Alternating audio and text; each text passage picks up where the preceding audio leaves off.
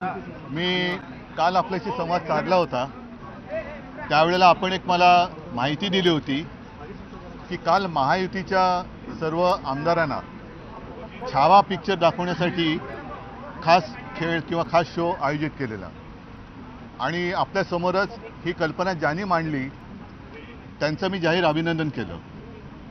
दुर्दैवाने हे सगळी लोक, त्याच्यात गद्दार लोक गेलेच नव्हते, पण ही सगळी लोक छावा चित्रपट बघताना आनाजी पंत या काळातले हे इकडे येऊन मराठी अमराठी असं विष काढून गेलेले आहेत. दुर्दैवाने असं झालेलं आहे की छत्रपती शिवाजी महाराज पुन्हा जन्माला येऊ शकत नाहीत, छत्रपती संभाजी महाराज पुन्हा जन्माला येऊ शकत नाहीत, पण महाराष्ट्रामध्ये फूट पाडणारे औरंगजेब आणि औरंगजेबांना मदत करणारे आनाजी पंत मात्र याही जमान्यात जन्माला आलेत आणि येत आहेत.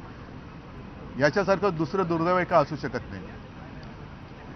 काल अशी काही लोक आपल्या देशात आहेत की जणू काही ब्रह्मदेवाला आम्हीच जन्म दिला आणि जगभर ब्रह्मज्ञान सांगत फिरत असतात.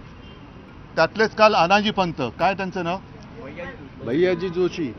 आता त्यांची मातृभाषा कोणती कल्पना नाही मला, पण त्यांनी येऊन मुंबईमध्ये घाटकोपरला मुंबईमध्ये राहणाऱ्याला मराठी आलीच पाहिजे अशी काही गरज नाही असं एक द्वेषाचं, आता त्याला गोमूत्र म्हणायचं काही काय कळत नाही मला, पण शिंपडून गेले.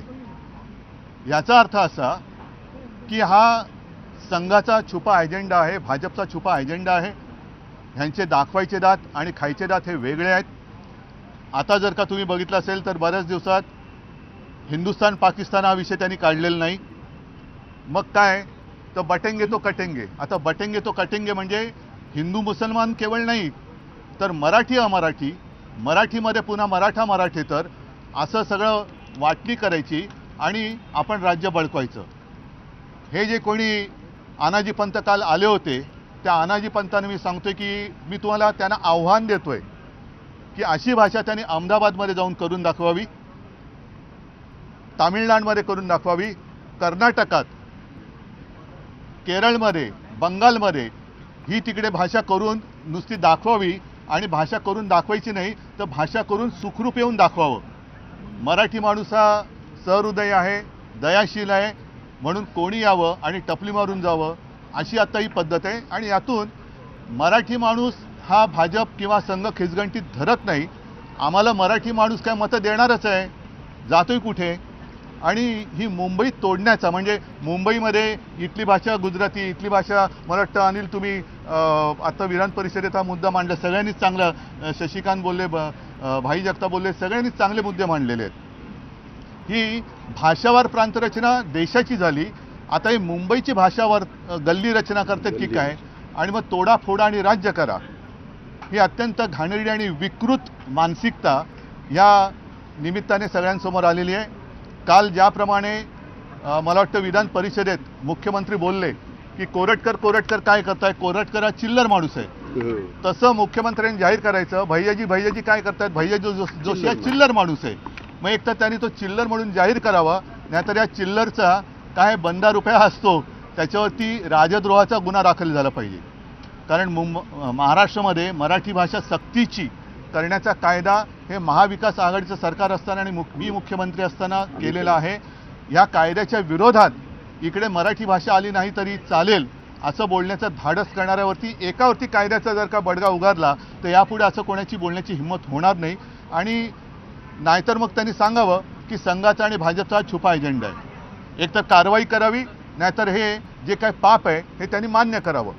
आत्तापर्यंत जर का आपण बघाल तर ही संघाची आणि भारतीय जनता पक्षाची नीती आहे की आधी एक पिल्लू सोडायचं आणि ते पिल्लू मोठं झालं तर खांद्यावर घ्यायचं आणि जर का वाटलं की अंगलट येत आहे तर ते झिडकारायचं.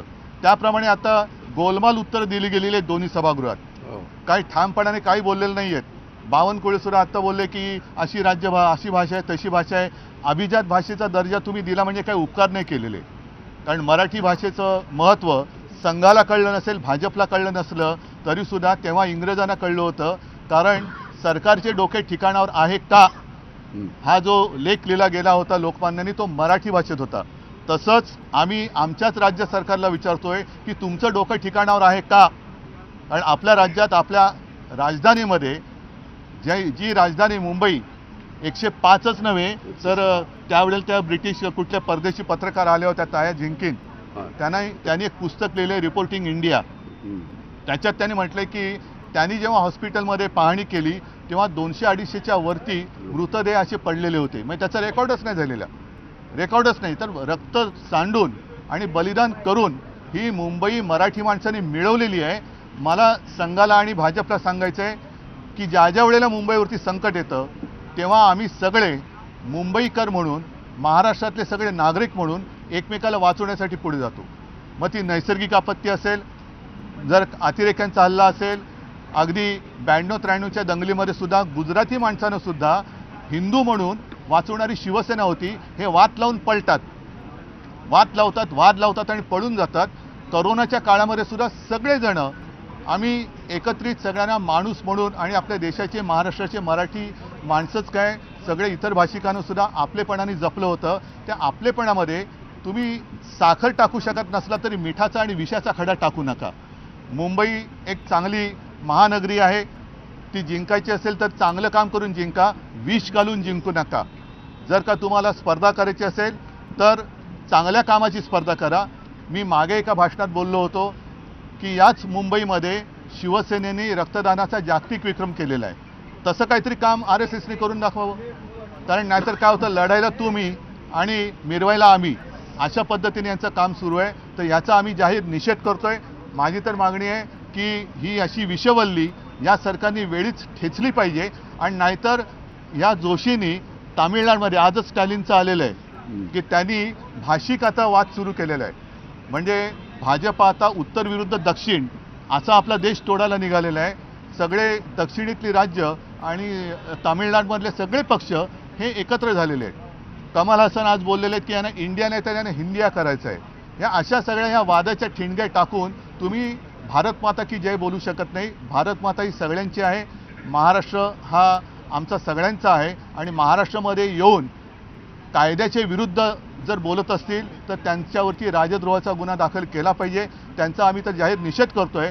पण भारतीय जनता पक्षाने आणि विशेष म्हणजे अगदी भारतीय जनता पक्षामध्ये भारतीय जनता पक्षातले मूळ जे हाताच्या बोटावर राहिले असतील ती लोक, त्याच्यात आलेले सगळे गद्दार, यांना जर का आपल्या मातृभाषेबद्दल प्रेम असेल तर त्यांनी सगळ्यांनी या जोशींचा निषेध केलाच पाहिजे. ही आमची जाहीर मागणी आहे. आम्ही तर करत आहोत आणि आता मी तुमच्याशी बोलल्यानंतर आम्ही सगळेजण हुतात्मा स्मारकात जाऊन हुतात्म्यांना आम्ही अभिवादन करणार आहोत. तिकडे त्यांना सांगणार आहोत की कोणी किती विष कालवलं तरी आम्ही मराठी माणूस मुंबई आमच्या हातातनं कोणालाही हिसकावून घेऊ देणार नाही. म्हणजे नाही, ज्याप्रमाणे तुम्ही बलिदान केलं त्या बलिदानाची शपथ घेऊन आम्ही मुंबई ही महाराष्ट्रापासून आणि मुंबईची वाटणी आम्ही व्हायला देणार नाही.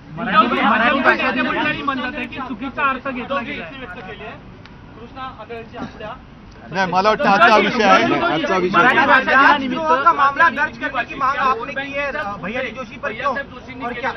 भाजपची जी वोट बँक आहे गुजराती भाषिक आणि हिंदी भाषिक या दोनच भाषांचा उल्लेख भैयासाहेब जोशींनी केला आहे. बरोबर आहे. ही यांचं लक्ष हे बँकेवरतीच आहे. ती मध्ये सुद्धा बँक बुडवली न्यू इंडिया, ती सुद्धा यांचे सगळे आहेत असं म्हणतात. मराठी माणसाला यांच्या लेखी किंमत नाही आहे. आणि मला असं वाटतं ही बळकवण्याची एक त्यातली एक मांडणी म्हणून मुंबई अहमदाबाद बुलेट ट्रेन करतात की काय. असो, मला या विषयात मला जे काय बोलायचं ते बोललोय. आम्ही याचा निषेध तर सगळे पक्ष म्हणून आमची जी काय महाविकास आघाडी आहे ती करतोच आहोत. म्हणून मी पुन्हा एकदा देवेंद्रांना सांगतो की मी बातमीच घेऊन आलोय. प्रशांत कोरटकर तर चिल्लर, तसं तुम्ही सांगावं भैयाजी जोशी तर चिल्लर आहेत आणि नाही तर त्यांच्यावरती कारवाई करावी. धन्यवाद सगळ्यांना. जय हिंद, जय शिवराय. तर उद्धव ठाकरेंनी ही प्रतिक्रिया दिलेली आहे. भैयाजी जोशी यांनी जे वक्तव्य केलेलं होतं त्याच्यावरून उद्धव ठाकरे यांनी निषेध व्यक्त केलाय आणि हुतात्मा स्मारकामध्ये आता आम्ही जाणार आहोत आणि या वक्तव्याचा निषेध करत आहोत. तर भैयाजी जोशी चिल्लर आहे हे जाहीर करा किंवा त्यांच्यावर कारवाई करा अशी मागणी उद्धव ठाकरेंनी केली आहे.